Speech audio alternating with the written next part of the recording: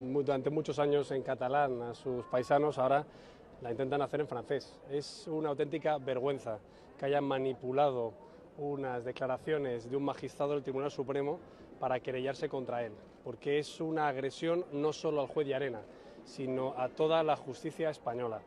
Y creo además que la responsabilidad también es del Gobierno. Es lamentable que haya tenido que venir un traductor, un profesor, a traducir una frase determinante en esa demanda de Puigdemont sin que el Gobierno, a través de la Abogacía del Estado o a través de los servicios jurídicos, lo hubiera detectado. Nosotros fuimos los primeros que dijimos que el Gobierno tenía que asumir responsabilidades y explicar por qué desamparaba a un magistrado del Tribunal Supremo. Pero estamos viendo que el señor Sánchez sigue dando bandazos y solo acierta cuando recula. Pero las mismas mentiras que yo he visto en Puigdemont a la hora de demandar al juez Llarena, las estoy viendo en el Gobierno a la hora de explicar por qué lo había dejado tirado.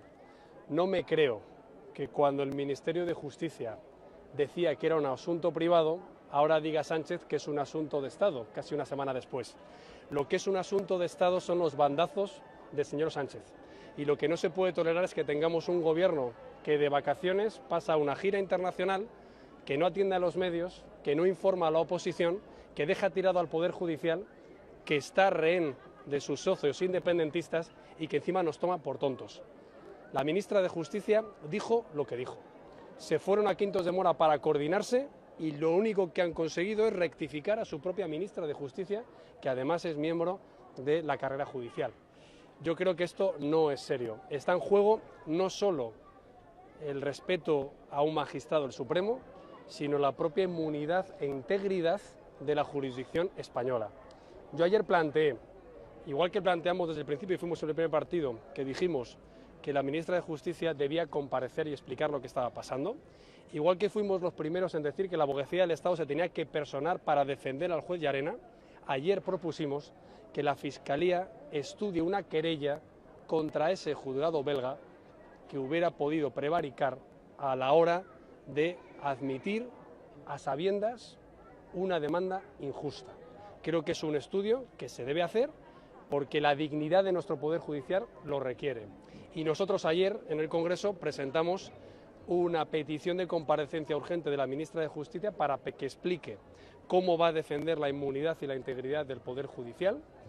Y también lo que propusimos, y hoy lo seguimos diciendo, es que nos expliquen por qué han dejado abandonado al Poder Judicial. Y por eso, la próxima semana, el lunes 3 de septiembre, me reuniré con todas las asociaciones de jueces y fiscales en el Congreso de los Diputados para plantear la postura del Partido Popular de defensa de la integridad del Poder Judicial y de su independencia a nivel internacional, y también para escuchar sus demandas, porque nos consta que toda la carrera judicial y fiscal están absolutamente indignados por la posición que ha tenido el Gobierno. La marcha atrás del Gobierno, aunque no reconoce que sea tal, ¿le parece la adecuada? Bueno, a mí me parece que es lamentable que el Gobierno solo acierte cuando recula, que la marcha atrás se haya convertido prácticamente en la marcha habitual de lo que es una actuación del Ejecutivo español y sobre todo que esto se esté haciendo a los ojos de toda Europa. El problema es que al final el Reino de España y su máxima instancia judicial no pueden sentirse cuestionados por cualquier juzgado belga o alemán. Yo exijo que se respete al Poder Judicial en España. Exijo que el Gobierno tutele a los integrantes de ese Poder Judicial, que son los jueces, magistrados y fiscales. Y sobre todo exijo que el Gobierno deje de dar bandazos y deje de hacer el ridículo a nivel internacional y deje de mentirnos. ¿Por qué yo tengo que creer que un comunicado por escrito del Ministerio de Justicia mentía y ahora el presidente del Gobierno 5 días después dice la verdad? Es decir, que el Ministerio de Justicia hace un comunicado y su ministra da cuentas sin el conocimiento del presidente del Gobierno. Eso me preocupa, pero me preocupa aún más que el presidente del Gobierno mienta y rectifique a su ministra para ocultar que han tenido una cesión inconfesable a los independentistas, que por cierto, hoy ya han dicho los independentistas, en este caso hoy ha dicho ya Podemos que no está a favor de que el Gobierno defienda a Llarena, y los independentistas lo que han dicho es lo que decíamos nosotros, que en el fondo la versión cierta del Gobierno es la primera, que consideraba que esto era un asunto privado. Entonces, insisto, hoy ha dicho el señor Sánchez desde Chile que esto no es un asunto privado de Llarena, sino un asunto de Estado. Y yo contesto que lo que es un asunto de Estado son las rectificaciones y los errores de Pedro Sánchez. No ha parado en todo el verano. Nos ha insultado en cuando decíamos lo que tenían que hacer en inmigración, en economía, en política internacional y ahora en política judicial. Y después de insultarnos por decir lo que había que hacer, están haciendo justo lo que reclamábamos que hicieran.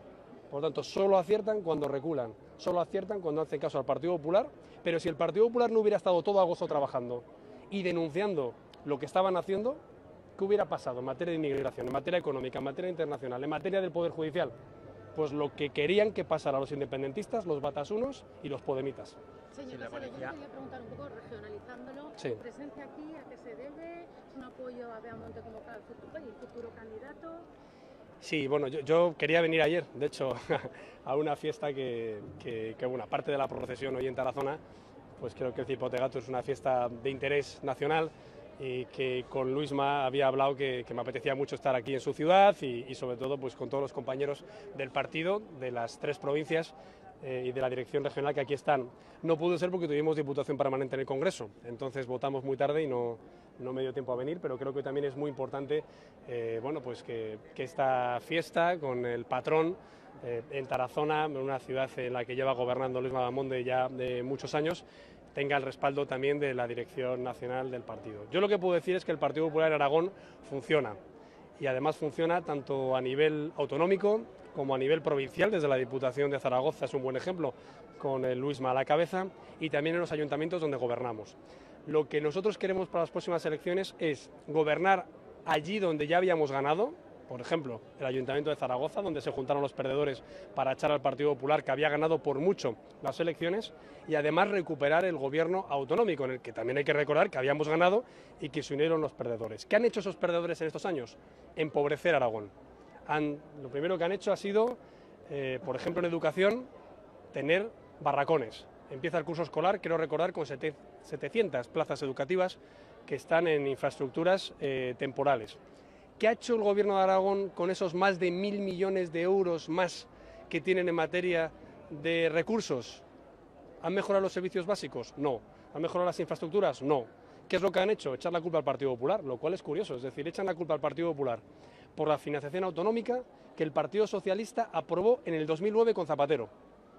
Cuando gobernábamos nosotros y dijimos que había que cambiarla, resulta que ellos no se sentaron como Partido Socialista a acordarlo con nosotros.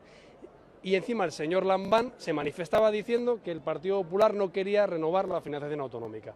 ¿Ahora qué está pasando? Que los mismos que lo decían fuera el presidente de Aragón, la de Baleares, el de Valencia o cualquier otro líder regional del Partido Socialista, cuando han oído a la ministra y al presidente del Gobierno decir que esta legislatura no se va a reformar el sistema de financiación, ¿ahora qué van a hacer? ¿Por qué no llaman a Sánchez y le dicen lo mismo que nos decían a nosotros? Insisto, de un modelo que era de Zapatero, pero que nos lo decían a nosotros porque gobernábamos. Por tanto, si el Gobierno de Aragón tiene más de 1.000 millones de euros más para poder tener mejores servicios, si esos servicios no mejoran, y si encima la culpa de que la financiación autonómica no haya mejorado es de Zapatero en el 2009 y en el 2018 de Sánchez, ¿nosotros qué es lo que tenemos que decir? Bueno, que empiecen a gobernar para todos los aragoneses, que no echen la culpa al partido que ganó las elecciones y que ahora está sufriendo un mal gobierno. Por eso es lo que tenemos que decir. Yo creo que Aragón es fundamental. Estamos en una tierra histórica, una tierra que fue reino, una tierra que además es un contrapunto al desafío independentista que está habiendo en la comunidad autónoma vecina. Pero lo que queremos es un buen gobierno y ni el alcalde de Zaragoza ni el presidente autonómico están demostrando que haya mejorado su coalición de gobierno la vida de los aragoneses, sino todo lo contrario. Y por eso Luisma tiene todo nuestro apoyo para que esto cambie cuanto antes. Estamos ya muy cerca de las elecciones autonómicas y municipales y me consta que el proyecto del Partido Popular de Aragón es ambicioso, es ilusionante y sobre todo tiene muy claro qué necesitan los aragoneses en el futuro. Si la policía ha detenido a 10 inmigrantes de los que saltaron la valla hace unos días por organización criminal, ¿cómo lo valora? Bueno, insisto en los volantazos del señor Sánchez. Cuando yo dije que estábamos ante la peor crisis migratoria de la última década, hay que recordar que desde que gobierna Sánchez se han triplicado la llegada de inmigrantes irregularmente a nuestro país. A mí me tacharon de Salvini, de xenófobo, de radical, de populista. Esas acusaciones duraron exactamente 2 días. Yo fui a Ceuta, a continuación fue el ministro, el director de la Guardia Civil, luego fueron líderes también de otros partidos políticos y vieron la realidad que yo ya había dicho que había que decir de forma políticamente incorrecta, y es que a España estaba llegando más inmigración por un efecto llamada después de la gestión populista del barco Aquarius. Llegó ese barco Aquarius con muchos medios de comunicación a Valencia. Cuando el Open Arms intentó llegar a España, ya dijeron que no iba a ser en las condiciones del Aquarius.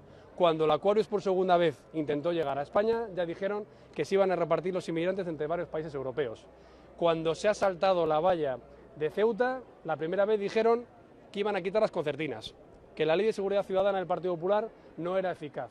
A la segunda vez que han dicho que por supuesto que hacen uso de las concertinas, de la Ley de Seguridad Ciudadana, de las devoluciones ya no en caliente, sino en tibio, haciendo uso de un convenio del año 92 con Marruecos, y ahora el colmo es que directamente reconozcan que muchas de estas personas que vienen a veces explotadas por las mafias han tenido que caer en la delincuencia.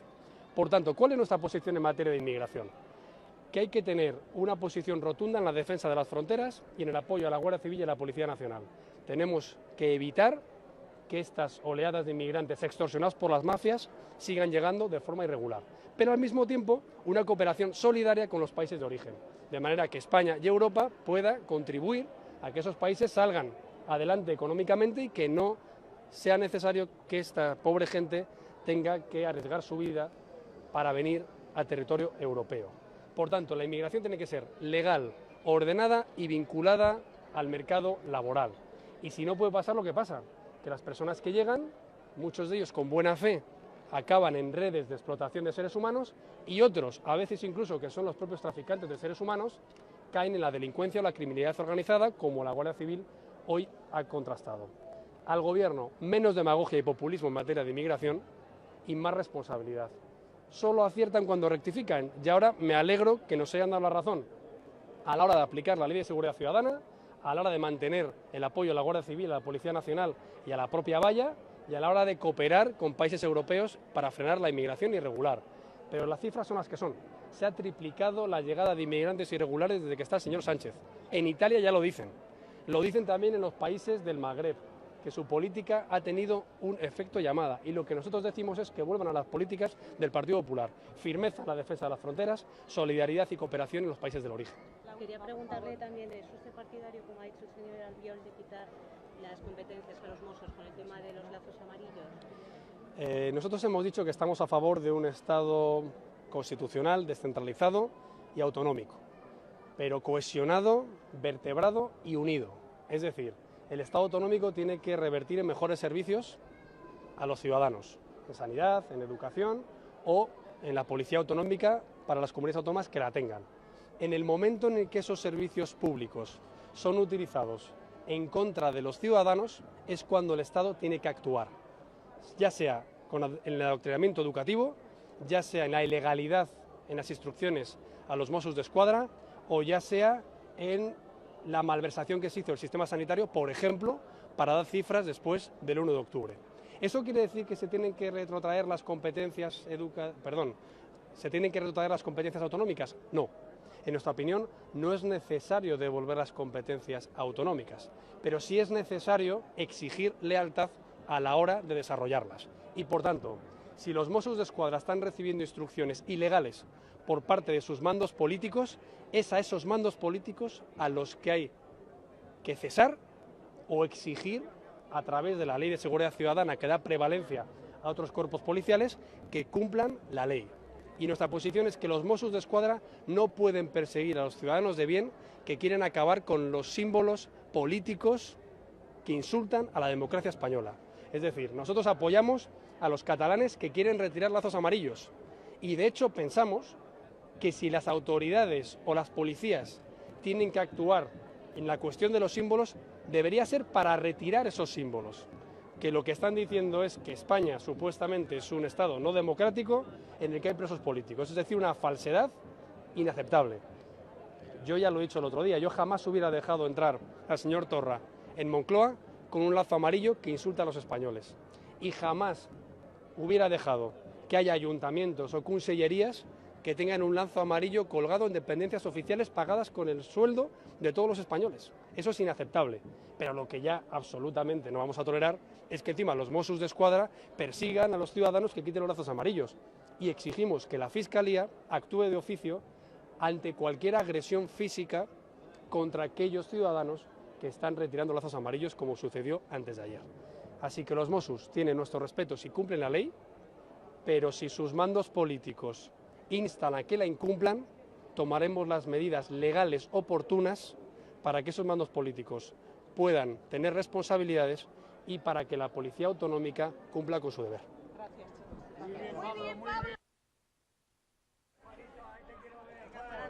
Dale.